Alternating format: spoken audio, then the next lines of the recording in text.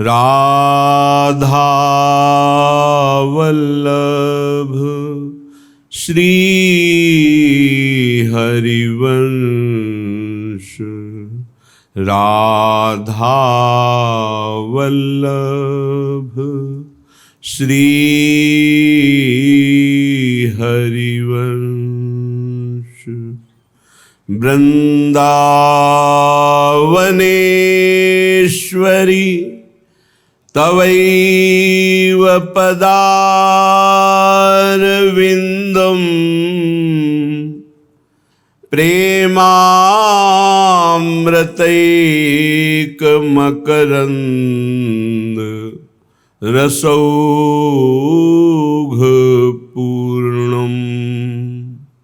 हृद्यर्पितं मधुपते स्मरतापमोग्रं,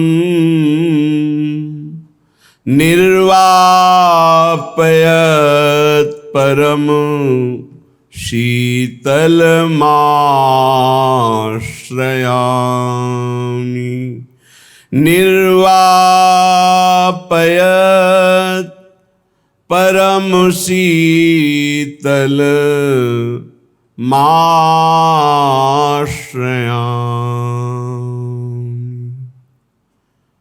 श्री राधा श्री लालजू की अभिन्न स्वरूपा हैं। श्री राधा ही श्री लालजू हैं, श्री लालजू ही श्री राधा हैं। अभिन्न स्वरूपा होते हुए भी लालजू के चित्त को बलात् आकर्षित करने वाली मोहिनी हैं। ये मोहन को भी मोहित करने वाली हैं। श्री राधा श्री कृष्ण की प्रेयसी हैं। श्री राधा श्री कृष्ण की आराधिका हैं। श्री राधा जिनकी श्री कृष्ण आराधना करते हैं इसलिए आराध्या हैं। श्री राधा जिनके अंश से विश्व की जितनी भी जगत जननी हैं सब इनके अंश से प्रकट हुई। श्री राधा विश्वमयी हैं क्योंकि मूल प्रकृति इन्हीं के अंश से है। श्री राधा विश्व स्वरूपा हैं। चिद चिद लक्षणम सर्वम राधा कृष्णमयम जगत। श्री राधा विश्वातीत हैं, विश्व से अतीत भी हैं। श्री राधा इन्हीं से योग माया प्रकट हुई। श्री राधा इन्हीं से दैवी माया प्रकट हुई। श्री राधा इन्हीं से निज माया प्रकट हुई। श्री राधा इन्हीं से श्री कृष्ण की अनंत शक्तियों का प्रादुर्भाव हुआ। श्री राधा श्री कृष्ण की आत्मा है। श्री राधा हमारे जीवन सर्वस्व है। इसलिए मेरे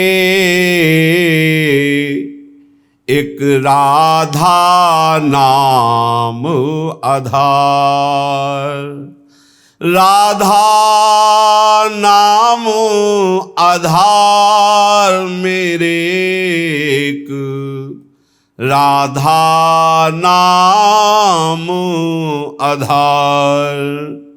को देखत निज रूप ब्रह्म पर निराकार अविकार, को करि निज तदात्म आत्ममः जो सम सर्वाधार।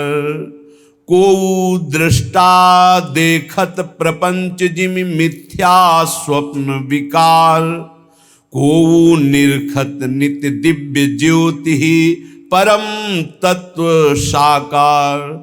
को कुंडलनी को जागृत करी षट चक्रन करी पार, पहुँचत शिखर साहस दलों पर जोग सिद्धि को सार। पर हमारे एक राधा नाम आधार। पूज्य भाई जी श्री हनुमान प्रसाद पोद्दार जी महाराज जो महाभाव रस में डूबे हुए, वो कह रहे कि मेरे तो एकमात्र राधा नाम ही आधार है। कोई ज्ञान की साधना करके निज रूप ब्रह्म स्वरूप में निराकार तत्व में स्थित होकर अपार आनंद में डूबता है। कोई आत्मस्वरूप में तदात्म होकर सम स्वरूप सर्वाधार अनुभव करता है। कोई दृष्टा रूप होकर प्रपंच को देखता है कि ये मिथ्या स्वप्न विकार है। कोई ध्यान के द्वारा दिव्य ज्योति तत्व का साक्षात्कार करता है। कोई कुंडलिनी को जागृत करता है। कोई षट चक्र का भेदन करता है। कोई सहस्त्र दल के ऊपर योग सिद्धियों को प्राप्त करता है। पर मेरे तो एक राधा नाम ही आधार है।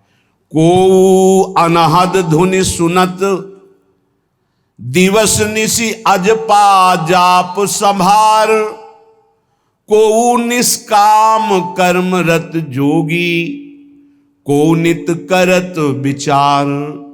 को कमलापति को गिरजापति नाम रूप उर्धार।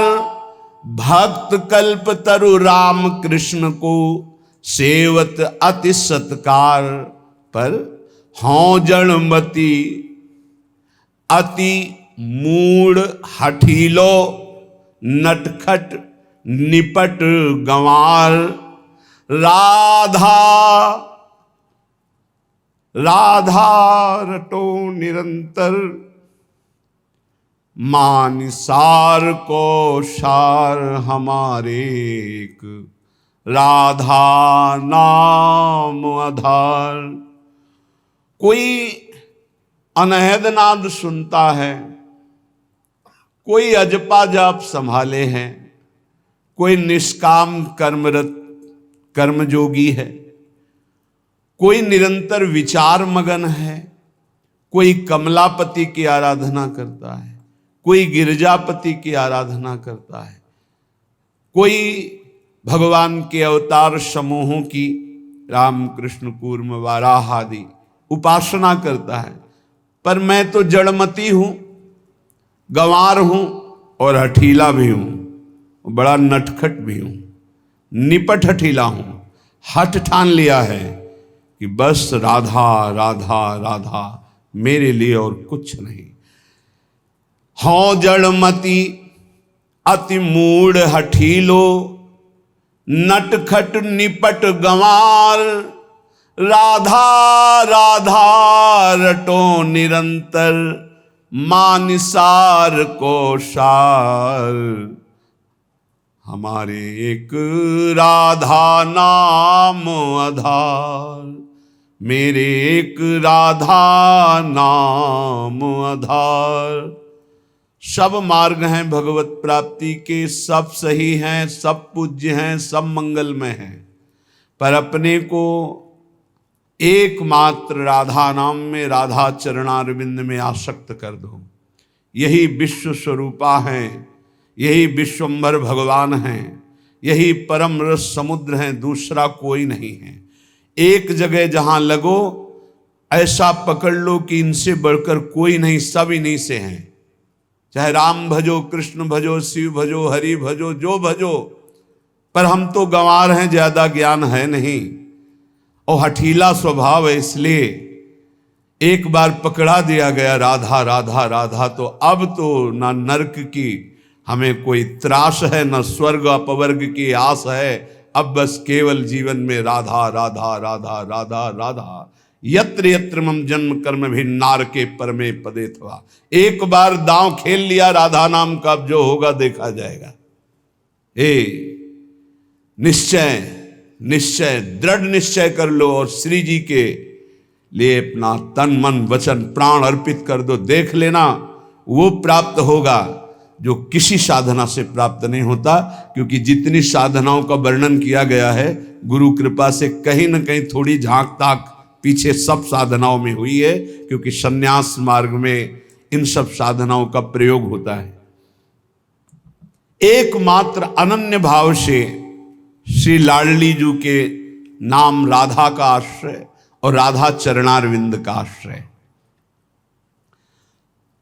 क्यों नहीं हो पा रहा है हमारे हृदय में राधा प्रकाश, मतलब प्रेम प्रकाश, मतलब परम आनंद। क्योंकि हमारे शरीर की, हमारे अंतःकरण की, हमारे स्वभाव की एक एक वृत्ति भोगों में अभी तक लगी रही है। बहुत ध्यान से सुनने योग्य है। समस्त संसार के प्राणी जितने भी हैं उन सब में भोग प्रधानता है। काम से उत्पन्न हुए सबके अंदर काम चेष्टा है, चाहे वो चींटी से लेकर के ब्रह्मा तक कोई न हो।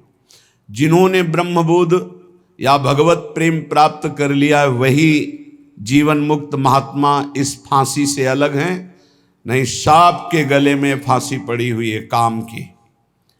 समस्त संसार प्राणी भोग सुख की कामना में लिप्त हैं।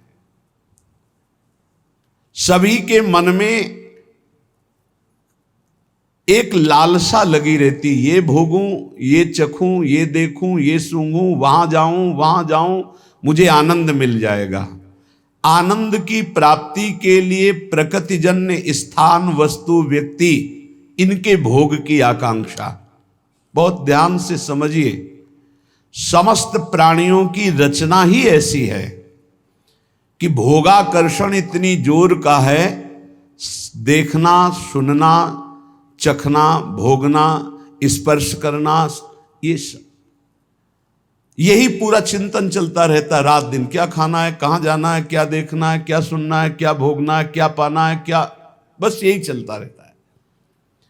मनुष्य प्रधान है समस्त योनियों में, क्योंकि बुद्धि प्रधान है, पर यह भी दिन रात इसी चिंता में जलता रहता है भोगों की लालसा पूरी करने के लिए।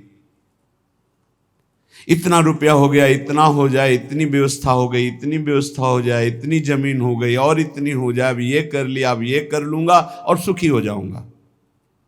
पर वो जलता रहता है चिंता, शोक, भय। इस काम भोग को लेकर के बुद्धि प्रधान मनुष्य ज्यादा भ्रष्ट हो रहा है,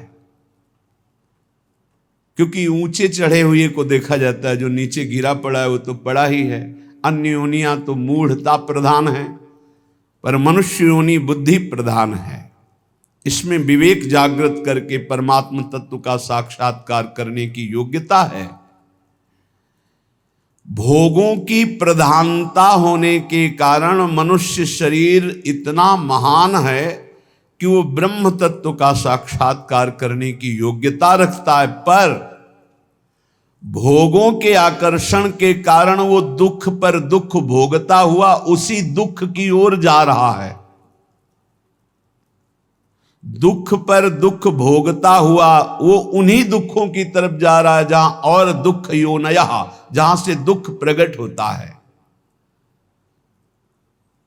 यह भोग कामना मनुष्य में जो दिव्य शक्तियां हैं, जो दिव्य ज्ञान है, बहुत ध्यान देने योग्य बात है। मनुष्य में जो दिव्य शक्तियां हैं, दिव्य ज्ञान है, दिव्य आनंद है, उसको ये भोग वासना ढक देती है। 3 प्रकार से ढकती है। जैसे दर्पण में मल जमा हो जाता है, जैसे आग राख और धुएं से ढकी होती है, होती अंदर आग है। जैसे गर्भ से जेर ढका होता है, जेर में ऐसे ऊपर झिल्ली, फिर अंदर ऐसे घृणित पदार्थ उनके अंदर होता है। ऐसे 3 प्रकार के साधकों की बुद्धि काम में ढक जाती है। जो एक अच्छे सतोगुणी होते हैं, उनकी धुआं और राख से ढकी हुई अग्नि के समान बुद्धि होती है। थोड़ा सा फूंक लगी, अग्नि प्रज्वलित हो गई। थोड़ा सा झटका लगा, अरे मैं कहां भ्रमित हो रहा हूं, मैं अपना पतन कर रहा हूं, तत्काल वो सावधान हो गया और ज्ञानाग्नि प्रकट हुई, वासना को त्याग करके वो आगे बढ़ गया। दूसरा सत रज मिश्रित, दर्पण सामने है पर चेहरा नहीं दिखाई दे रहा, बोध नहीं हो रहा, क्योंकि मल लगा हुआ है। उसके लिए विशेष सत्संग की आवश्यकता है। जब बार बार सत्संग सुने तब उसको चेतना जागृत होती है, अरे मैं गलत हूं, मैं गलत मार्ग में जा रहा हूं। जे भी ऐसे फेरा गया हाथ, मल हटा से प्रतिबिंब दिखाई देने लगा। ऐसे ही जे भी उसको सत्संग के द्वारा विवेक हुआ, उसने वासना का त्याग किया, शुद्ध ज्ञान जागृत हो गया। तीसरा, जैसे वो जेर में ढका हुआ गर्भ, सत्य क्या है असत्य क्या है बिल्कुल बोध नहीं। इनके लिए बहुत काल सत्संग की जरूरत है। जब बहुकाल करी सत्संगा तबै हो सब संशय भंगा। जब बहुत काल सत्संग होता तब इनको चेतना जागृत होती है, अरे मैं गलत हूं। नहीं, काफी समय तो सत्संग करते हुए भी असत आचरण होते रहते हैं। जब सत्संग बहुत काल किया जाता है तो श्रवण मात्र से हृदय पवित्र होता है। जब हृदय पवित्र होता है तब चेतना जा रहे मैं कहां भ्रमित हो रहा हूं। वो काम भोग वासना के कारण अपने ज्ञान को ढका, अपनी शक्तियों को भूला हुआ, अपने आनंद स्वरूप को भूला हुआ, जहां अधिक दुख भोगना है उसी भोगों की तरफ बढ़ता जाता है।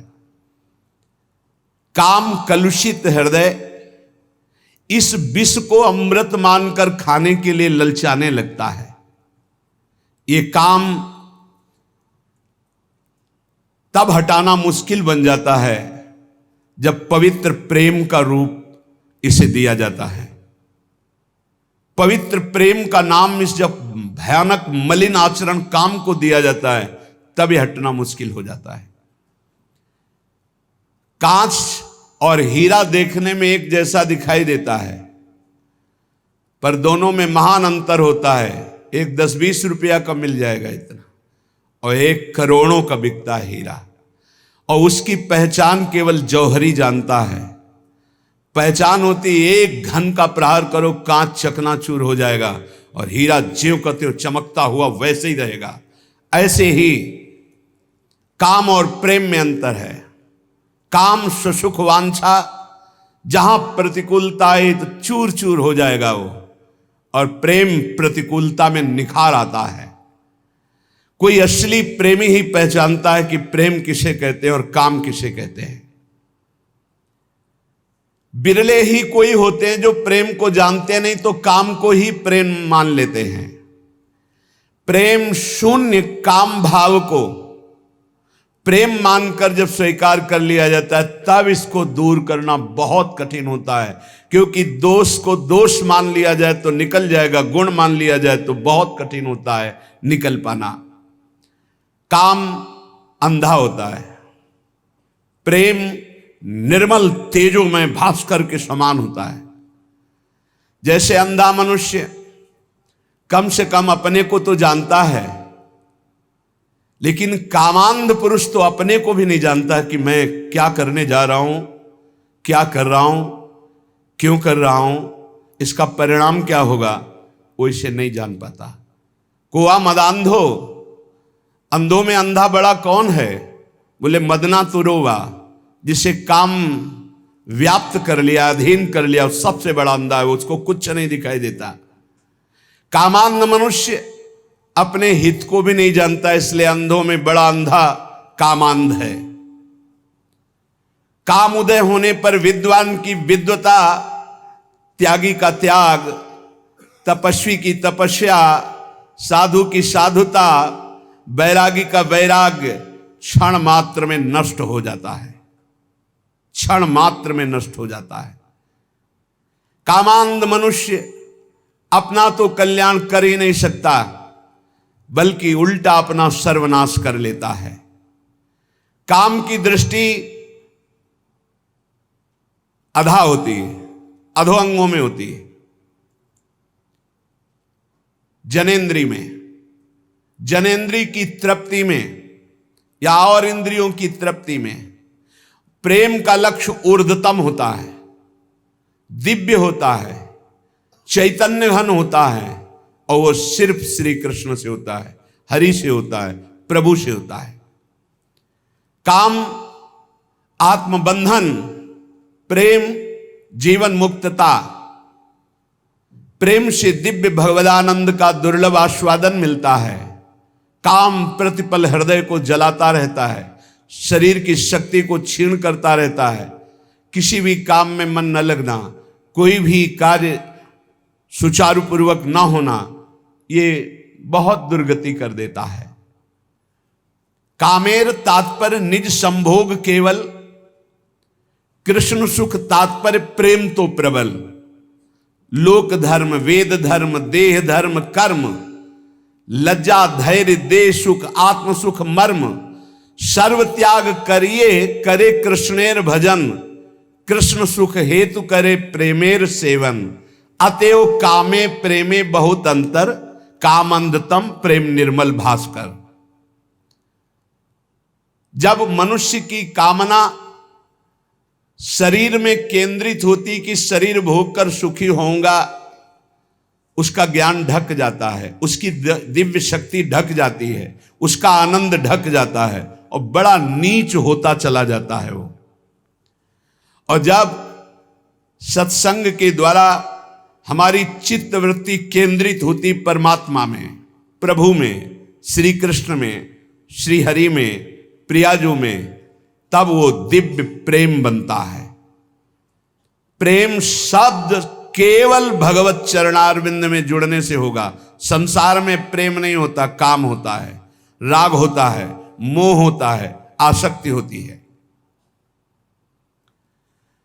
जिस उपासक को निजेंद्रिय तृप्ति की इच्छा जागृत रहती है, ये खा लूं, ये भोग लूं, ये देख लूं, ये सुन लूं, वहां चला जाए, वहां का खाया जाए, ऐसा किया जाए, वो भोग सुख कामना जितनी बढ़ती चली जाएगी उतने वो राक्षस होता चला जाएगा, पशुता आती चली जाएगी, आसुरी भाव बढ़ता चला जाएगा, उसमें वो जान नहीं पाएगा आसुरी भाव, उतना ही वो निकृष्ट होता चला जाएगा।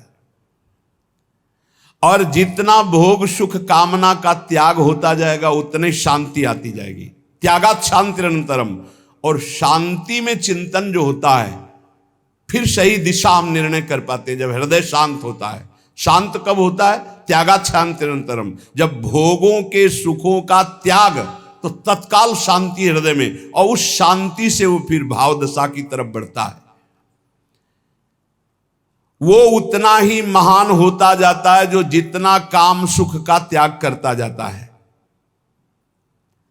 जो शरीर भोग सुख को सर्वथा भूल करके एकमात्र परमात्म चिंतन में रमा रहता है, उसे ही महापुरुष कहते हैं। महापुरुष कौन है? जो मदन सुख, जो मोहाशक्ति और जो मद, तीनों पर विजय प्राप्त किए हुए, तीन मकार पर जो विजय प्राप्त किए हुए महापुरुष है। जो काम विजयी है, जो अहंकार विजयी है, और जिसकी कहीं भी मोह ममता नहीं है, एकमात्र प्रभु श्री हरि में, वही महापुरुष है। जो निरंतर भगवदाकार वृत्ति में डूबा हुआ है, शरीर सुख छोड़कर, वही महापुरुष है। जिनका आत्मसुख सदा सर्वदा प्रभु के सुख में परिणित हो जाता है, उन महापुरुषों द्वारा जगत का कल्याण अपने आप प्रारंभ हो जाता है। वो जगत बंदनी, उनकी तुलना में कोई भी तपस्वी या कोई भी नहीं हो सकता। जो निरंतर भगवान के चिंतन में डूबे हैं, शरीर सुख के त्यागी हैं, उन महापुरुषों के द्वारा जगत मंगल स्वयं होता है। उनको संकल्प नहीं करना पड़ता, उनकी बराबरी कोई नहीं कर सकता। जो प्रेमी जन होते हैं वो इष्ट सुख प्राणा होते हैं। अपने इष्ट के सुख में निमग्न रहने वाले, अपने इष्ट को प्राण समर्पित करने वाले, जैसे भगवान श्री कृष्णचंद्र जी गीता में कहते हैं, मदगत प्राणा, मच्चित्ता मदगत प्राणा बोधयंता परस्परम। जो मेरे में सदैव चित्त लगाए हुए हैं और मेरे को प्राण समर्पित कर दिए हैं। अब जीने मरने की परवाह नहीं, अब भूख प्यास की परवाह नहीं, अब दुख सुख की परवाह नहीं, क्योंकि मेरे प्राण प्राणनाथ को समर्पित है। उनका सहज सुख हो जाता है भगवदानंद। जैसे अभी सहज सुख है विषयानंद, हमारी वृत्तियां सहज में विषयानंद में जाती है, ऐसे उन महापुरुषों का सहज चिंतन, सहज आनंद भगवदानंद होता है। वेद धर्म, देह धर्म, लोक धर्म, लोक की लज्जा, देह सुख, आत्म सुख, परिवार सुख, आर्यपथ, धन के द्वारा प्राप्त सुख, ये सब का त्याग हो जाता है। एकमात्र केवल प्रभु, अपने आराध्य देव, प्रिया प्रीतम, श्यामा श्याम। जब तक उपासक के हृदय में लोक की परवाह है, परलोक की परवाह है, वैदिक सिद्धांतों की परवाह है, भोग मोक्ष की परवाह है, तब तक अभी प्रेम रण क्षेत्र में वो नहीं उतरा।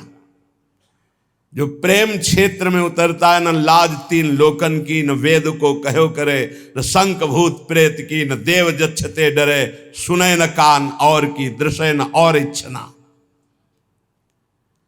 जो अपने इष्ट देव के लिए सर्वस्व का त्याग करके, निज सुख का विस्मरण करके केवल इष्ट सुख में तन्मय हैं, उन्हीं को प्रेमी कहते हैं, उन्हीं को प्रेमी कहते हैं। इस शरीर सुखों को प्रेमी नहीं कहते। निज सुख कामना को जब प्रीति रस की उपाधि दी जाती है, तब वो मलिन हो जाती है। जहां निज सुख कामना, हे प्रभु मैं आपकी आराधना करता हूं, मेरा काम ये पूरा हो जाए, मेरी ये चाह पूरी हो जाए, मेरा ये मेरा ये मेरा ये, तो प्रभु तुम्हारे है ही नहीं। प्रभु से क्यों काम करवाने की बात कर रहे हो? अपने को प्रभु का प्रेमी कहलाते हो? बोले उपाधि मात्र है, प्रेम नहीं है। प्रेम निरुपाध ही होता है। प्रेम में मांग नहीं होती इस बात की मेरी ये बात पूरी हो जाए, क्योंकि मेरा शब्द तो गया प्रभु के पास। ये तन प्रभु का, मन प्रभु का, प्राण प्रभु का, परिवार प्रभु का, जगत प्रभु का, मेरे सिर्फ प्रभु, मेरे तो गिरधर गोपाल, दूसरों न कोई। जब आप ही मेरे हो तो आपसे क्या मांगना है? आप ही मेरे हो। तो प्रश्न बनता है, क्या ऐसे निरुपाधि प्रेमी में भगवत दर्शन की भी लालसा नहीं होती? क्या अपने इष्ट के दर्शन की चाह करना भी प्रेम में कलंक है या बाधा है? क्या उनकी सेवा सुख में निमग्न होना भी बाधा है? सेवा करते हुए सुखी होना, उनके दर्शन की चाह रखना, उनसे मिलन की आकांक्षा रखना, क्या यह भी प्रेम में बाधा है? बोले नहीं। तो इसमें फिर आ जाता है ना अपना सुख, कि प्रभु को देखकर मुझे सुख होता है, प्रभु की सेवा करके मुझे सुख होता है, तो हम तो सुख ले रहे हैं ना, तो तत्सुख कहां हुआ? बोले नहीं। बड़ा सूक्ष्म वर्णन किया है। जब उपासक उपासना में तन्मय होता है, तो उपास्य देव के मिलन की प्रबल आकांक्षा जगती है। ये उपासना का रंग है, और इसे कामना नहीं कहते, इसे कामना नहीं। प्रभु के मिलन की चाह बंदनीय है, और जगत की वस्तु व्यक्ति स्था की चाह ये निंदनीय, ये त्याज्य है, ये बंदनीय है। तो इसमें स्वसुख तो होता ही है, प्रभु को देखकर भक्त को सुख होता है, फिर हां होता है, पर उससे कई गुना बढ़कर प्रभु को सुख होता है। प्रभु को सुखी देखकर वो उपासक और सुख हुई होता है। या सुख की होड़ लगी रहती है, तत्सुख की होड़ लगी रहती है। एक हृदय में महान उल्लास, मेरे प्रभु कब मिलेंगे, कब मिलेंगे, इसे विरह कहते हैं। ये प्रेम का स्वरूप है। ये चाह अचाह स्थिति से भी ऊपर की है, अचाह स्थिति से ऊपर की स्थिति है। कब मिलोगे प्यारे, कब मिलोगे? मिले हुए भी बार बार मिलन में एक नवीन मिलन, एक नवीन मिलन की चाह। जब उपासक उपास्य देव को देखता है, तो उपास्य देव को देखने में जो उसे सुख होता है, उस सुख को देखकर उपास्य देव के हृदय जो आनंद समुद्र हैं उनमें उफान आता है। उनको सुखी देख करके उपासक का और सुख बढ़ता है। ये सुख बढ़ता ही रहता है निरंतर। उनका रूप लावण्य, इनकी प्यास जैसे जैसे बढ़ती वैसे वैसे रूप लावण्य बढ़ता है। ये कामना नहीं है, ये निष्कामता का फल है प्रेम। ये समुज्वल सुमधुर आनंद ज्योति प्रसरित उपासक जब अपने आराध्य देव को देखकर आनंदित होता है तो ये देखकर आराध्य देव और आनंदित होते हैं। आराध्य देव को आनंदित देखकर उपासक और आनंदित होता है। आनंद की वृद्धि अनंत काल तक चलती रहती है। प्रभु सुखत्वे प्रेमी सुखत्वम तत्सुखत्वेन पुनः प्रभु सुखत्वम, ये होड़ चलती रहती है। भगवान श्री कृष्ण चंद्रजू कह रहे कि जैसे हमारी प्रेमी गोपीजन हैं, उनका वस्त्राभूषण धारण करना, श्रृंगार करना, खाना पीना, शरीर सजाना, ये सब केवल मेरे लिए है। ऐसे प्रेमी का खाना पीना, शरीर सजाना, जीवन धारण करना, ये केवल अपने प्रीतम प्रभु के लिए है। निजांगमपि या गोप्यो ममेति समुपासते ताभ्या परम न मे पार्थ निगूढ़ प्रेम भाजनम। अर्जुन, ये जो मेरी गोपियां हैं ये अपने अंगों को मल करके साफ करती हैं, उपटन आदि अंगराग आदि से सजाती हैं। किस लिए? मेरी सेवा के लिए। मेरे निगूढ़ प्रेम पात्र गोपियां हैं। तो प्रेमी अपने देह की रक्षा करता है, वो ये मान के नहीं कि मेरी है, नहीं, ये प्रभु की धरोहर है, प्रभु की सेवा पात्र है। प्रेमी अपने शरीर को सजाता है। जा रहा हूं सेवा में इस समय, तिलक रचना, चंदन रचना, अपनी प्रसादी की सब धारण करके फिर प्रभु की सेवा में। इलायची मुख में है प्रसादी कि कहीं मुख की दुर्गंध ना हो। इत्र शरीर में प्रसादी छिड़का हुआ, सज धज करके प्रभु की सेवा में जा रहा है। श्रृंगार सज्जा पहले अपनी, फिर श्री जी की। प्रसादी से अपने को सजाकर पावन होकर। ये विश्व में कहीं नहीं है, ये वृंदावन प्रेम राज्य की बात है। जहां भी हमारे ठाकुर वृंदावन के विराजमान इसी पद्धति से सेवा होती है। ऐसे ही त्रिमल करके वस्त्र पर देखा है पूज्य जनों को। ऐसे श्री जी को स्नान कराने जा रहे हैं ना, तो प्रसादी इत्र पहले लगा के मुख में इलायची रख करके श्री जी की सेवा में जा रहे हैं। ये अन्य साधन राज्य की बात नहीं, ये प्रेम राज्य की बात है। ये बहुत ऊंची बात है। सभी साधन क्षेत्रों में शरीर की देखभाल संभाल छोड़ दी जाती है, लेकिन प्रेम राज्य में शरीर को तुच्छ मानकर नहीं छोड़ा जाता। शरीर को प्रियालाल का सेवा पात्र माना जाता है। अनोखी प्रणाली है, इसलिए सब इस प्रेम राज्य में प्रवेश नहीं पाते और जानते नहीं। जिसमें देह को सेवा का पात्र मान करके आराध्य देव के लिए, जैसे हम प्रतिदिन प्रियालाल के भोग के पात्र, तांबे का लोटा जिससे स्नान कराते हैं, जिसमें स्नान कराते हैं वो थाल, आरती, ये सब पात्र हम मार्जन करते हैं। ऐसे ही ये भी एक सेवा का पात्र है। शरीर सुबह उठे, शौच स्नान कर रहे, चिंतन चल रहा, श्री जी की अमुक सेवा करनी, श्री जी की अमुक सेवा करनी, ये सेवा का पात्र है शरीर। हम अपने शरीर को जो स्नान कराते हैं, तिलक रचना करते हैं, पवित्र वस्त्र धारण करते हैं, ये हमारा भजन है। हम अपने आराध्य देव के लिए कर रहे हैं, अब शरीर सुख के लिए नहीं कर रहे। प्रेमी का विश्वास है कि ये शरीर सेवा पात्र है प्रभु का। जैसे अन्न सेवा के पात्र हैं, ऐसे ये शरीर सेवा का पात्र, इसे बड़ा पवित्र रखना है, इसे बड़ा संभाल के रखना। यह धरोहर है श्री जी की, ये श्री जी की सेवा पात्र है। शरीर को जो सेवा पात्र मानते हैं उनको ये ज्ञान धारण करने की जरूरत नहीं कि मैं शरीर नहीं हूं, ये शरीर नाशवान है, जरूरत नहीं। बहुत बहुत मंगलमय प्रसंग है समझने का, और बहुत सरल सहज है। पूजा की वस्तु पूज्य की संपत्ति होती है, पुजारी सिर्फ पूजा कर सकता है।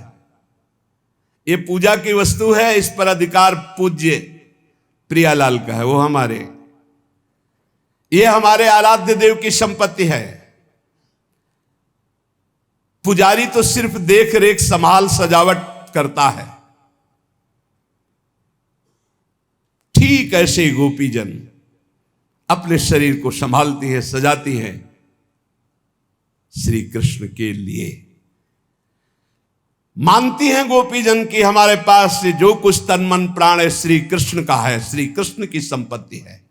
ठीक प्रेमी ऐसे ही मानता है, ये तन मन प्राण ये मेरे प्रियालाल की संपत्ति है। ऐसे उपासकों को कंठी तिलक रचना यह सब देखकर आराध्य देव मुस्कुराते हैं। यही कहा था गुरुदेव भगवान ने कि श्री जी को सुख मिलता है। राधा वल्लभ लाल मुस्कुरा देते, मेरा दास आ गया।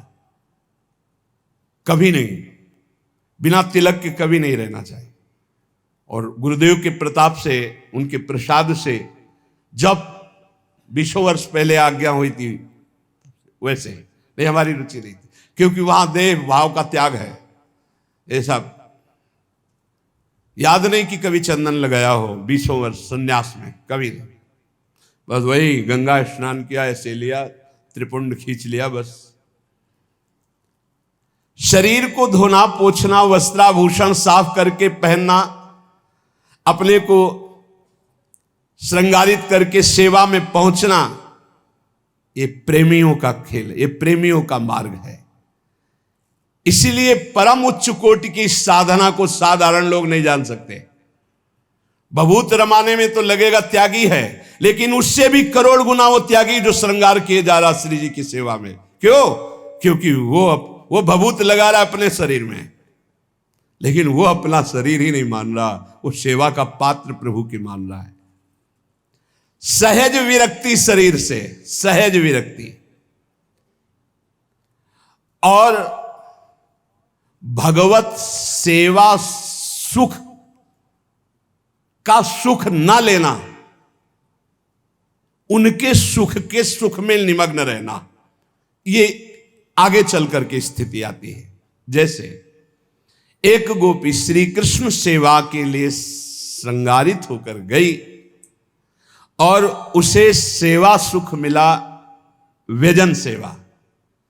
प्रिया प्रीतम रास करके पुष्पों की शैया पर विराजमान है ब्रजलीला के अंतर्गत, और वो व्यजन कर रही, पंखा कर रही। छोटे छोटे श्रम बिंदु युगल सरकार के शीतल वायु से सूख रहे, आंख से आनंदमय मुद्रित हो रही। ये देखकर इतना आनंद हुआ उस गोपी को कि जड़ता संचारी भाव आ गया, अश्रुपात होने लगा, कंप होने लगा, हाथ जड़ हो गया, पंखा चलना रुक गया। बस दूसरी गोपी ने सावधान किया ब्रजलीला के अंतर्गत, हे तू सेवा सुख में निमग्न होकर इष्ट सुख को भूल गई। बस उस गोपी को इस सेवा सुख पर क्रोध आया। गोविंद प्रेक्षणाक्षेपि बाष्प पूराभिवर्षणम उच्चैर निंदा दानंद मरविंद विलोचना। वो उच्च स्वर से धिक्कारने लगी कि मैं कैसी हूं जो प्रभु के सुख में इतना सुखी हो गई कि सेवा सुख रुक गया प्रभु का। धिक्कार है ऐसे सुख को, कभी मैं ऐसा सुख नहीं भोगूंगी। उच्चैर निंदा, उच्च स्वर से निंदा करने लगी उस भगवदानंद में डूबने की। इसे कैसे कोई जान पाएगा? भगवदानंद के लिए तो मुनिजन यत्न करते हैं, और इस महान प्रेमी को जब भगवदानंद मिला, अश्रुपात और समाधिस्थ हो रही है, और व्यजन रुक गया तो वे इस सुख की निंदा कर रही कि सेवा कैसे रुक गई मेरे प्रीतम की। सोचो प्रेम कितना महान है प्रीतम के सुख के लिए। गोपीजन, ये विरह गीत के आखिरी श्लोक का स्वरूप है। वो कहते हैं कि आप उन चरणों से घने अंधकार की तरफ गए होंगे जहां कंकड़ चुभने का भय है, और इन चरणों को मैं कहां रखते हुए डरती हूं। यद्यपि आनंद समुद्र प्रभु के जब चरणों को हृदय से लगाती है तो अपार आनंद होता है, लेकिन उस आनंद में डूबती नहीं है, उनको एक डर रहता है। यत्ते सुजात चरणाम बुरुहम स्तनेषु भीता सनई प्रिय दधी महिकर्कशेषु ते नाटवी मटसि तद व्यथते न किंचित् कूपादिभिर्भ्रमति धीर भवदायुषाम नः। तुम्हारे श्री चरण कमल से भी कोमल है, और उन श्री चरणों को जब हम अपने वक्षस्थल पर रखते हैं तो डर लगता है कहीं कोमल चरणों में चोट न लग जाए। और आप उन्हीं चरणों से वृंदावन के एकांतिक कुंजों में कहीं कोई कंकड़ चुभ जाए, कहीं कोई ऐसा हमारा हृदय व्यथित हो रहा है, हमारा जीवन आपके लिए है, हम तुम्हारी हैं, हे श्याम सुंदर आप कहाँ हो। देखो अपार सुख का विषय है, अपने आराध्य देव के चरण जब हृदय में ऐसे स्थापित किए जाए, कितना अपार सुख। प्रभु आसन पर विराजमान, उनके चरण लेकर हृदय पे गोपी, उस समय गोपी उस आनंद सुख में नहीं डूब रही। तत्सुख का क्या स्वरूप है, उसे डर है कि कहीं मेरे कठोर वक्षा स्थल से लालजू के कोमल चरणों में चोट ना लग जाए। प्रेम का क्या स्वरूप है तत्सुख का। गोपियों के हृदयों पर चरण स्पर्श से अपार सुख है, पर उस सुख में गोपी को ये भय बना रहता है कि कहीं प्रभु के चरणों में चोट न लग जाए। इसलिए ये प्रेम शब्द वहीं लगता है जहां निज सुख का त्याग, शरीर सुख, अंतःकरण सुख, इनका त्याग और इष्ट सुख की प्रधानता, उसे प्रेम कहते हैं। शरीर, मन, वचन, संकल्प, सारी चेष्टाएं केवल इष्ट के लिए होती हैं। ऐसे प्रेम का प्रादुर्भाव गोपीजनों में देखा गया, जहां सर्व त्याग। गोपी की बुद्धि विचार करती है तो श्री कृष्ण का मन श्री कृष्ण के पास है। उधो मन न भय 10-20, एक हो तो सो गयो श्याम पे। सर्व त्याग, श्री कृष्ण सुख कामना, केवल श्री कृष्ण सुख कामना। भगवान श्री कृष्ण कह रहे एवं मदर्थोज्झित लोक वेद श्वानाम ही वो मयि अनुवृत्तये बलाः मया परोक्षम भजता तिरोहितम मासूयितुम मार्हत तत्प्रियम प्रियाः। गोपियों, संदेह नहीं कि तुम लोगों ने मेरे लिए लोक वेद दोनों का त्याग करके, स्वजनों का त्याग करके, सब सुखों का त्याग कर दिया। मैं मिल मिल करके इसीलिए छुप छुप जाता हूं कि कहीं तुम्हारी चित्त वृत्ति अन्यत्र ना चली जाए, मेरे में लगी रहे। इसलिए मैं बहुत प्रेम करता हूं तुमसे, पर मैं छुप जाता हूं इसीलिए कि मेरे विरहाग्नि में तुम्हारे कहीं चित्तवृत्ति नहीं जाएगी, मेरे में ही रहेगी। उद्धव जी से कहते हैं कि गोपियों की स्थिति जानते हो, ता मन मनस्का मत प्राणा मदर्थे त्यक्त दैहिकाहा। मेरे मन वाली, मेरे में प्राण समर्पित किए हुए और मेरे लिए देह के सारे लौकिक पारलौकिक सुखों का त्याग, यह है प्रेम। और ये प्रेम श्री जी के चरणों से प्रकट हुआ है गोपीजनों में। यत पाद पद्म नखचंद्र मणिच्छटाया विस्फुर्जितम किमपि गोप वधुस्वदर्शी पूर्णानुराग रस सागर सार मूर्ति। प्रेमी को अपने दुख का अनुसंधान नहीं होता। जिसे अपने दुख की परवाह है वो प्रेमी नहीं, वो स्वार्थी है, कामी है, प्रेमी नहीं। महान से महान दुख भी यदि प्रीतम को सुखी करने के काम में आता है तो लाख लाख बंदनी है वो दुख जिससे प्रीतम मुस्कुरा दे। यह है प्रेम। प्रेम को समझो। और ऐसे प्रेम समुद्र का सार मूर्ति हमारी श्री लाडली जो है, हम राधा राधा ऐसे नहीं कहते, समझो।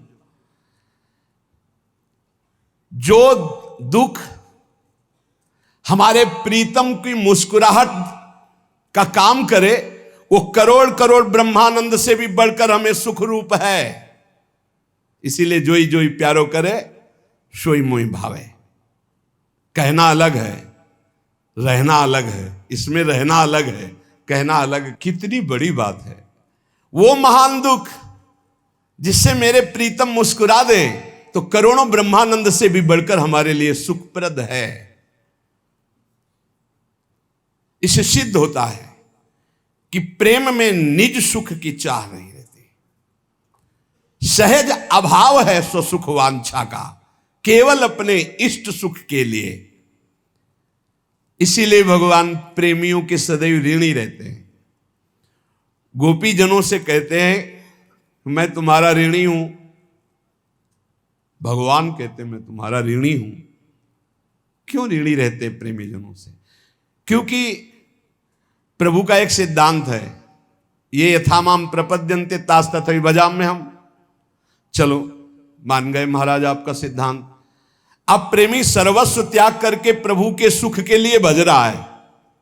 प्रभु के सुख के, हम राधा बोलते हैं प्रिया प्रीतम के सुख के लिए, अपने सुख के लिए नहीं बोलते। रा रसदात्री, धा रस धारण करने वाले, युगल सरकार राधा नाम में विराजमान है। हमारा जीवन सर्वस्व है।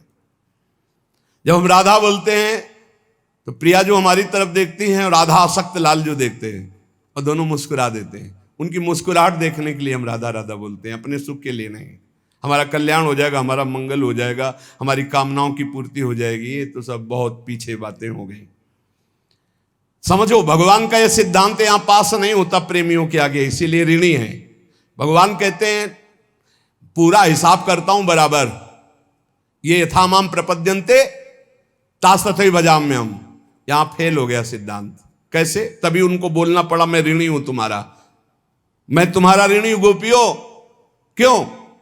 क्योंकि जो प्रेमी होता है उसका कोई सुख नहीं होता, और वो प्रभु के सेवा सुख के लिए प्राणों को न्यौछावर के लगा है।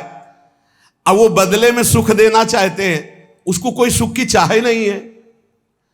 अच्छा, ये चले और सुख देने तो वो उनके सुख में सुखी है, तो पलट करके और उनको सुख मिलेगा, तो फिर ये ऋणी ही बने रहते हैं। ये ऐसा हिसाब नहीं कर सकते। ये यथामाम प्रपद्यन्ते तास तथैव भजाम्यहम्। तब ये हाथ जोड़कर कह रहे गोपीजनों से कि मैं तुम्हारा ऋणी हूं।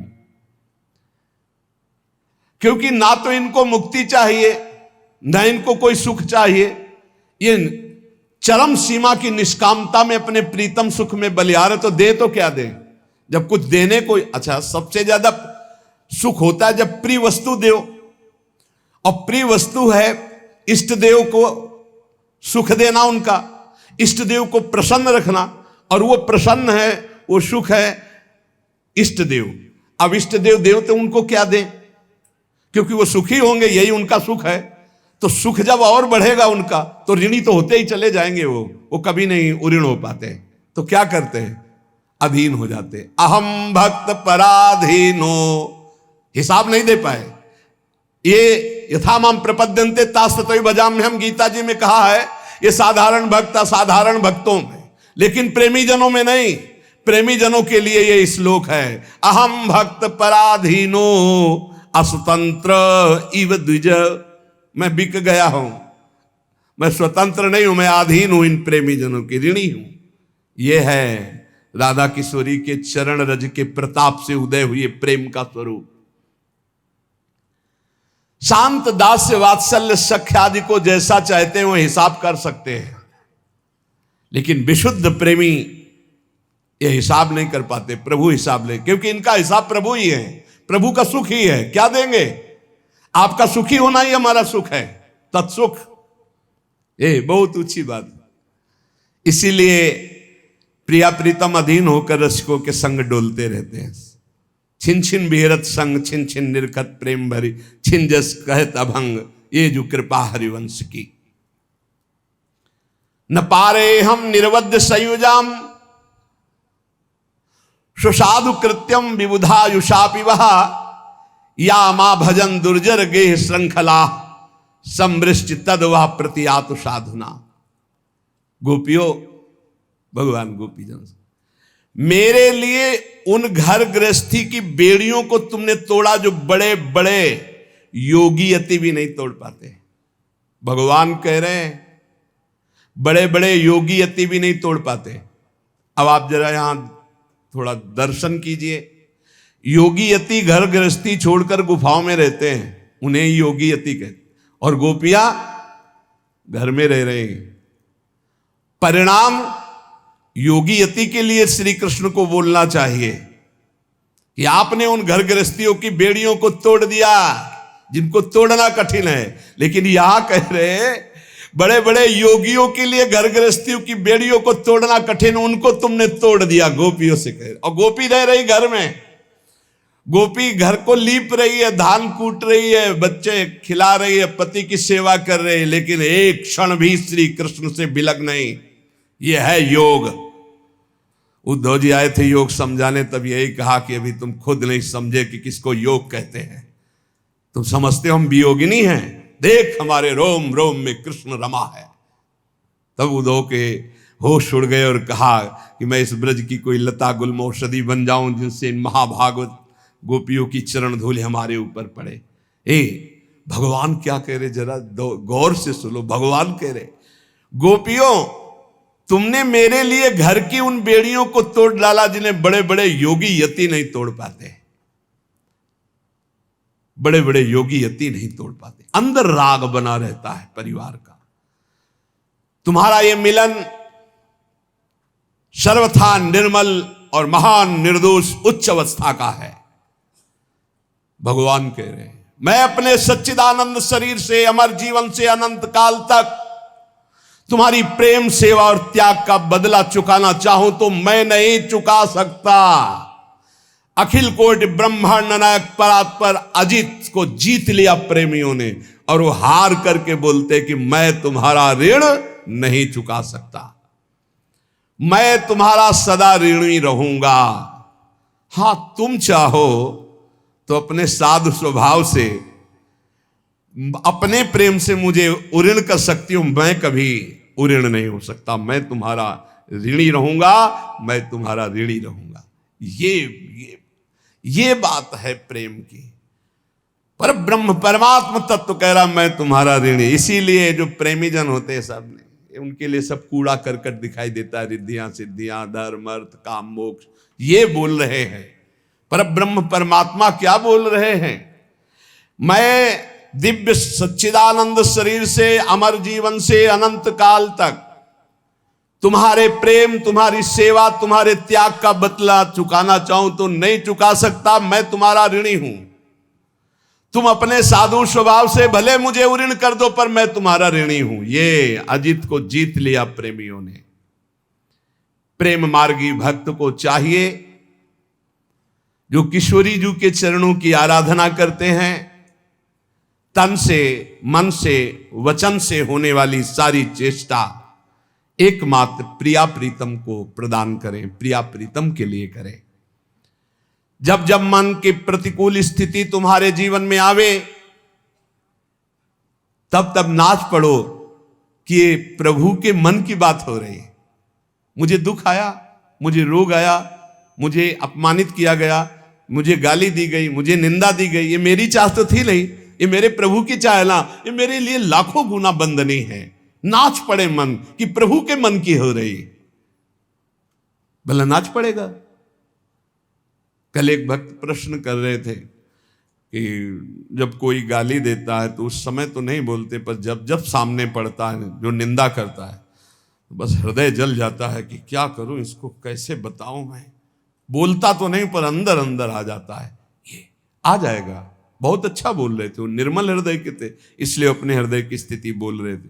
लेकिन जब ये प्रेम जागृत होगा, इसमें मेरे मन की कोई इच्छा नहीं थी कि मेरा अपमान हो, मुझे गाली मिले, मुझे कौन चाहेगा। तो ये आया कैसे? मेरे प्रभु ने भेजा। मेरे प्रभु ने भेजा तो मेरे लिए लाख गुना सुखप्रद है, लाख गुना सुखप्रद है। परम सुख समझ करके, ये इसीलिए कहा गया प्रेम बड़ी टेढ़ी खीर है।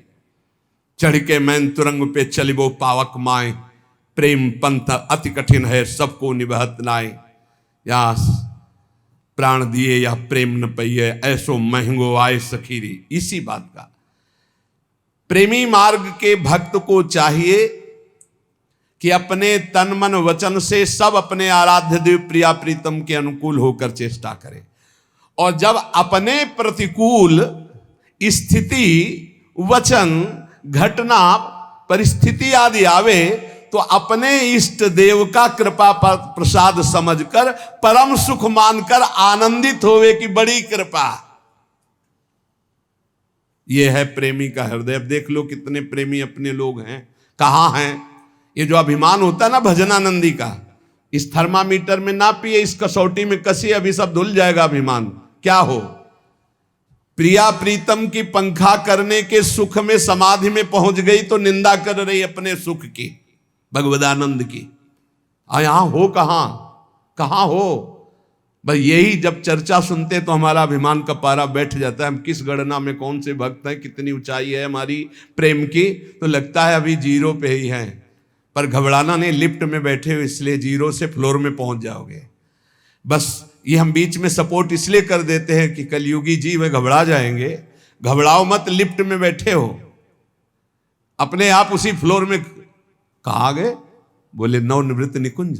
देखो हित सजनी जो है यहाँ, ललिता जो है, विशाखा जो, अरे वो देखो अपने प्रिया प्रीतम जिनका जस गाते थे ना, ये प्रिया प्रीतम हो जाए कि आए मिले परिवार आपने, हरिहस कंठ लगायो। प्रेमी भक्त केवल प्रभु के सुख को देखता रहता है, प्रभु के इशारे को देखता रहता है। प्रभु की क्या चाहते हैं मेरे प्रभु, प्रभु के मन की बात उसे मालूम हो जाए कि प्राण देने से मेरे प्रभु सुखी हो जाए, एक सेकेंड नहीं लगे। ये ले, आपके प्राण हैं, आप ले जाओ। नहीं, इसका उदाहरण देखो। मीरा जी को आकर के विवश होकर जो जिससे भेजा गया था, उसने सोचा भले मेरा गला काट दिया जाए, लेकिन उसने मीरा जी की दासी को बता दिया कि ये मैं लाई हूं चरणामृत कह के, पर हलाहल विष है। दासी ने मीरा जी से कहा कि गिरधर का चरणामृत कह के राणा ने भेजा है, पर हलाहल विष है। हे बावरी, जब चरणामृत कह दिया तो विष कैसे हो सकता है? चरणामृत कह दिया ना। देखो श्री कृष्ण के मन की बात कि आप ही तो पिसवा के भिजवाए हो, वो आप ही कह रहे हो चरणामृत है। जब चरणामृत तो विष कैसा हो? कान में पता चल जाए कि इसमें विष पड़ा है, फिर हम लाख तुम्हें दुहाई दे प्रभु की, खाओ नहीं सकते, नहीं खा सकते। नहीं, बिल्कुल चाट मसाला डाल करके ऊपर से दिखा दिया जाए, कह दिया इसमें विष पड़ा है, आप खा के दिखाओ। हिम्मत नहीं पड़ेगी एक कवल खाने की, हिम्मत नहीं पड़ेगी। असलियत में पता हो जाए कि आप पड़ गया, हिम्मत नहीं। असलियत में ऐसा विष था कि कटोरे से एक बूंद परीक्षा के लिए जिसने विष बनाया था, जब मीरा जी नहीं पधारी, पूरा रात कीर्तन करती रही, तो राणा को लगा कि ये मीरा के पक्ष का है, इसने नकली विष बनाया, बुलाओ इसको, परीक्षा करते। ऐसे चटा दिया, तत्काल मर गया, तत्काल मर गया ऐसे चटा देने से, और पूरा कटोरा पिया, कुछ फर्क नहीं पड़ा। श्री कृष्ण की इच्छा है ना, लाओ चरणामृत, पी जाती है।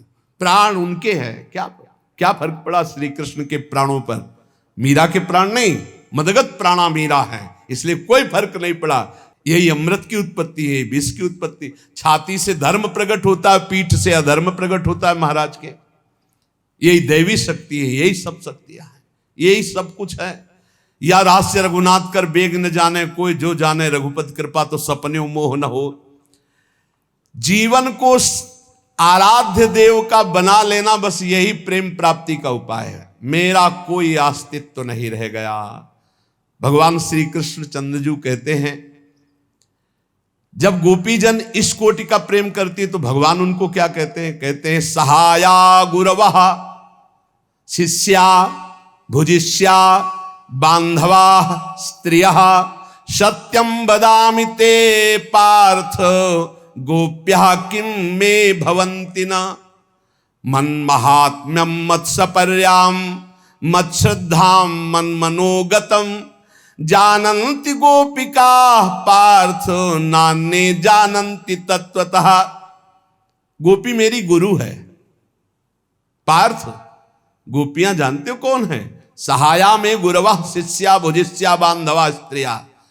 गोपी मेरी सहायिका है और मेरी गुरु है। जगत गुरु बोल रहे हैं, गोपी मेरी सहायिका है, सबकी सहायता करने वाले। गोपी मेरी गुरु है, गोपी मेरी शिष्य है। भुजिष्या, गोपी मेरी भोग्या है। गुरु, गोपी मेरी बांधव है। गोपी मेरी सब कुछ है। जैसे भक्त कहता ना, तुम्हें माता च पिता तुम्हें बंधुश्च सखा तुम्हें विद्या द्रविणं तुम्हें सर्वम मम देव देव। ऐसे भगवान कह रहे हैं गोपी जनों के लिए, गोपी मेरी सहाया गुरवः शिष्या भुजिष्या बांधवा स्त्रिया सत्यम वदामि ते पार्थ गोप्या किम में भवन्ति ना। क्या नहीं है मेरी गोपी?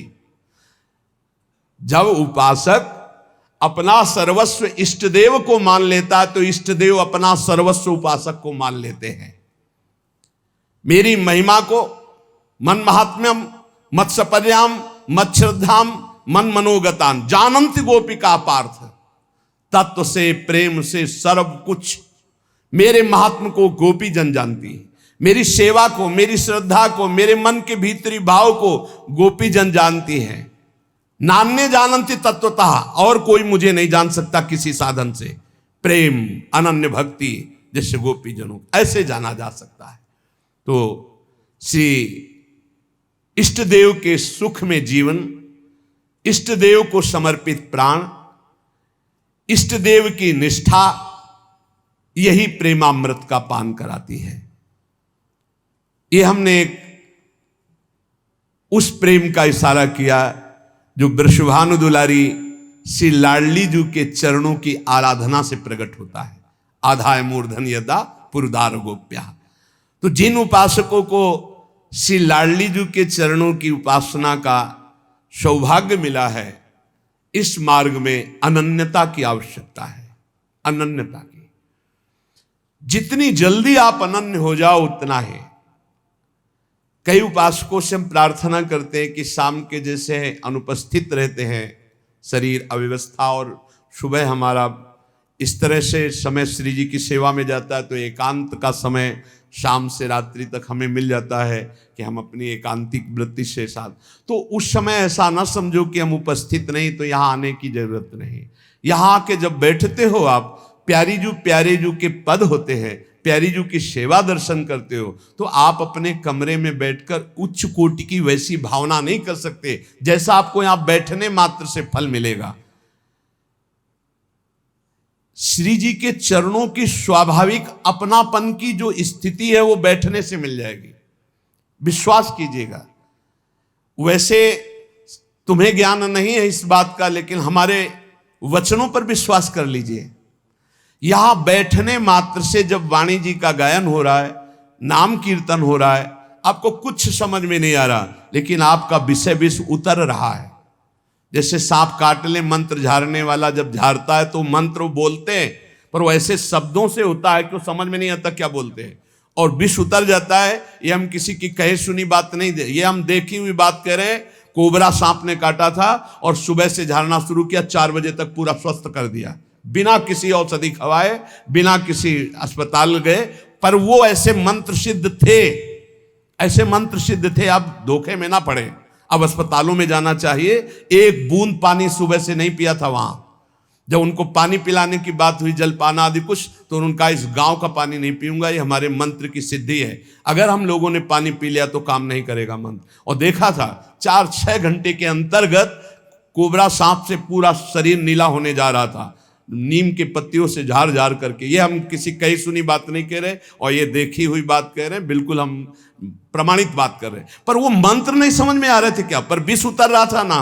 ऐसे ही आप यहां बैठे हो, पता नहीं चल रहा क्या गा रहे हैं, पर वो आपका विष उतर रहा है मायाकृत, और आप निर्मल हो जाएंगे पक्का। हरिवंश महाप्रभु कहते हैं, जय श्री हरिवंश यथामति बरनत कृष्ण रसामृत सार, श्रवण सुनत प्रापक रति राधा पद अम्बुज सुकुमार।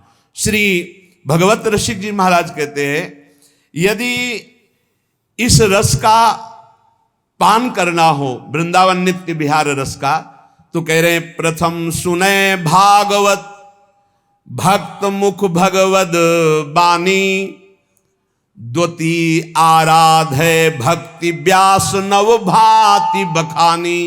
कितनी ऊंचाई है इस रस की। तृतीय करे गुरु समुझी दक्ष सर्वज्ञ रसीलो, चौथे होई विरक्ति बसे बनराज जसीलो, पांच भूले देह सुधी छठे भावना रास की, सातवें पावे रीति रस श्री स्वामी हरिदास की। भगवत ऋषि जी महाराज कहते हैं कि जो साधक श्रीमद् भागवत और भगवत गीता में प्रवीण नहीं हुआ, उसको समझ में नहीं आएगा, क्योंकि इतनी प्यार भरी लाड़ भरी उपासना है लाडली लाल की। वो भगवत्ता ऐश्वर्य महत्ता ना समझने के कारण कई ऐसे उपासक मिले। वो श्री जी तो बहुत बोली हैं, कोई समस्या आती तो उसका समाधान करने के लिए साइड में हनुमान जी की उपासना कर सकते हैं, साइड में ऐसा मतलब उपासना करना किसी भी भगवत स्वरूपों की परम मंगलमय है। पहली बात तो तुम यही समझ नहीं पाए कि भगवान 10-20 नहीं होते, उनके स्वरूप बहुत हैं, वो हैं तो एक ही। और जब एक ही जगह हम लगे हैं तो हमें पता होना चाहिए, जब आप भागवत पढ़ेंगे तब आपको पता चलेगा श्री कृष्ण कौन है, गीता पढ़ोगे तब आपको पता चलेगा श्री कृष्ण कौन है। तुम आदि देवा पुरुषा पुराणा तुमस्य विश्वस्य परम निधानम वेतास्य वेद्यम परमम च धाम त्वया ततम विश्व मनंत रूपम। तब पता चलेगा ऐसे विश्व मनंत रूपम परमात्मा हमारी लाडली जू के सामने हाथ जोड़े खड़े, हमको किसकी आराधना करनी है। वही हरि हैं हनुमान जी जिनके चरणों को अपनी गोद में लिए हुए सहला रहे हैं, वही हरि जिन चरणों को वो हमारी लाडली जो। ये तब समझ में आता है। तो कह रहे साधक को जब नित्य विहार रस में प्रवेश दिलाना हो तो ये 7 सोपान वर्णन किए भगवत ऋषि के, 7 सीढ़ियां वर्णन की क्रम से। नए साधक को गुरुजन लोग पहले श्रीमद् भागवत और भगवत वाणी गीता दी, इन 2 में परिपक्व करे। नित्य विहार रस के रसास्वादन की योग्यता तभी आएगी। इसी को श्री सेवक जी महाराज कह रहे हैं, श्री सुख मुख जू बचन सुनावहु, तब श्री हरिवंश सुनाम कहावहु, मन सुमिरन बिसरे नहीं। सेवकवाणी की फलस्थिति में लिखा है, सेवक वाणी जू अति अगाध मदगूढ़, बिरलो कोई समझई हित मार्ग आरूढ़।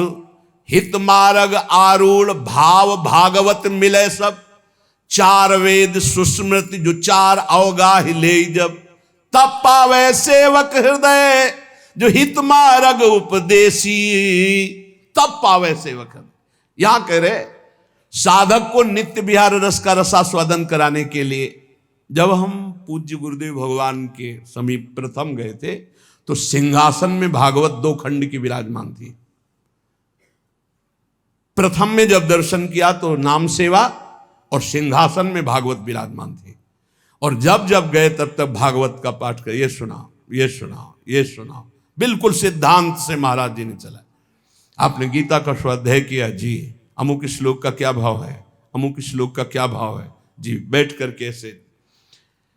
नए साधक को जो नित्य विहार रस में, तो प्रथम सीढ़ी है उनको श्रीमद् भागवत और भगवत गीता का ज्ञान होना चाहिए, तभी वो जान पाएंगे कि श्री कृष्ण है क्या। वो भी स्वयं पढ़े या ऐसे वैसे से सुने नहीं कह रहे, भक्त मुख भगवत वाणी। किसी भगवत प्रेमी महात्मा के मुख से सुने।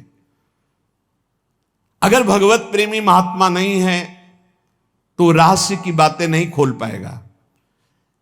एकादश स्कंद की व्याख्या करने में बड़े बड़े असमर्थ हैं, कोई गुरु कृपा पात्र ही एकादश स्कंद की व्याख्या कर सकता है, और रास पांचाध्यायी तो उससे भी कठिन है। सरल मत मानना, उससे भी कठिन है। जब तक प्रवेश नहीं है प्रेम मार्ग में, तब तक रास पांचाध्यायी की चर्चा का सार प्रकट कर पाना बड़ा कठिन है। और एकादश स्कंद जब तक किसी तत्वज्ञानी महात्मा के चरणों में बैठकर आराधना नहीं की, तब तक उसका निर्णय कर पाना बहुत कठिन है। शाब्दिक व्याख्या नहीं होती, अनुभूत व्याख्या होती है। शब्द ब्रह्म का ज्ञान तभी सार्थक माना जाता है जब परब्रह्म की अनुभूति से युक्त होकर बोला जाए। इसीलिए शर्त रख दी कि गीता और भागवत का प्रवचन सुनना है तो भक्त मुख, जिसका भगवान से संबंध है, जो भगवत संबंध का अनुभव करके निरंतर भक्ति में डूबा रहता है, ऐसे को भक्त कहते हैं। भक्त की पहचान, जो त्रिभुवन की राजलक्ष्मी देने पर भी आधे पल के लिए भगवान का विस्मरण न करे, उसे भक्त कहते हैं। भक्त की पहचान, जो चराचर जगत में अपने भगवान को देखता है, उसे महाभागवत कहते हैं। ऐसे भगवत दृष्टि वाले, भगवत चिंतन परायण महापुरुष से श्रीमद् भागवत और भगवत गीता की चर्चा सुने। फिर दूसरा सोपान, भगवान व्यास देव जी द्वारा जो बताया गया, श्रवणम कीर्तनम स्मरणम विष्णुर्पाद सेवनम अर्चनम वंदनम दास्यम सख्यात्म निवेदनम, ये नवधा भक्ति का अनुष्ठान करे। तीसरी बात, अब रसिक गुरुदेव की खोज करें। रसिक गुरुदेव जो लाडली लाल में आसक्त हैं, लाडली लाल के सिवा अन्य किसी की आराधना में जिनकी कोई भी कहीं भी स्पर्श भी नहीं, केवल लाडली लाल, उन्हें रसिक कहते हैं। रसिक तबई पहचानिए जाके या रसरीत, छिन छिन हे में उपजे लाल लाडली प्रीति। बस लाड लाडली, आनंद मोद में उमग करके लाल लाडली के जस सेवा में निमग्न जो महापुरुष हैं, इसलिए लिखा है कि खोज करें। भगवत ऋषि जी कहते तृतीय करे गुरु समूजी। गुरु को ऐसे नहीं कि प्रवचन सुना व गुरु बना लिया। ये देखना चाहिए कि हमारा हृदय मान रहा है इनको परब्रह्म की नहीं मान रहा। हम इतने दिन सत्संग कर रहे हैं, हम ये समझ पाए कि किस उपासना के मार्ग के पथिक हैं, इनके प्रवचन का क्या प्रभाव हमारे ऊपर पड़ रहा है, हमारा भाव इनके प्रति क्या बन रहा है, तभी गुरु मंत्र लेना चाहिए। ऐसे नहीं, ऐसे कई लोग आते हैं कि हमको कुछ समझ नहीं थी, उनका प्रवचन सुना, उनको गुरु बना लिया, अब श्रद्धा हो रही, अब क्या करूं। नहीं, ऐसे खिलवाड़ मत करो अपनी जिंदगी के साथ। तृतीय करे गुरु समुझ दक्ष सर्वज्ञ रसीलो। कैसे गुरु होने चाहिए? भगवत रसिक जी कह रहे, दक्ष रसिक, रस देश में पूर्ण रूप से परिपक्व, प्रिया प्रीतम रसो उपासना में पूर्ण ज्ञान, और स्वयं रसिक, रसास्वादन परायण, केवल ज्ञान ही नहीं रस क्षेत्र का, कि रस क्षेत्र का प्रवचन मात्र कर, उस रस में स्वयं डूबे हुए, उस रस में लगे हुए, और सर्वज्ञ, सब शास्त्रों का ज्ञान होना चाहिए जिससे हमारी हर शंका का समाधान हो सके।